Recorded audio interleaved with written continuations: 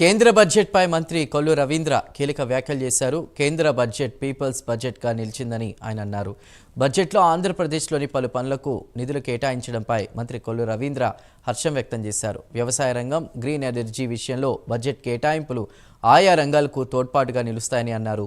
Budget కేటాయింపులో రాష్ట్రానికి అధిక ప్రాధాన్యం కల్పించినందుకు ప్రధాని మోదీ, సీఎం చంద్రబాబుకు మంత్రి కొల్లు రవీంద్ర ధన్యవాదాలు తెలిపారు.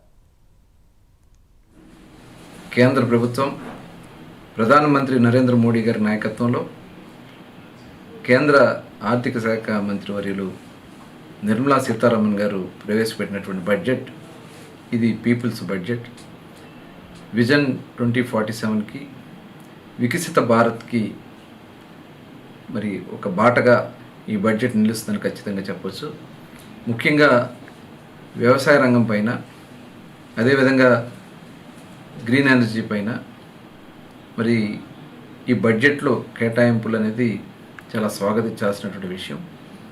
అట్లాగే సామాన్యులకు కూడా ఇబ్బంది కలిగించకుండా ఈ బడ్జెట్లో తీసుకున్నటువంటి విధానాన్ని భారత్ రాబోయే తరానికి ఒక ప్రపంచంలోనే ఒక మేటిగా నిలబడేదానికి ఇది ఖచ్చితంగా నిలబడదని చెప్పొచ్చు.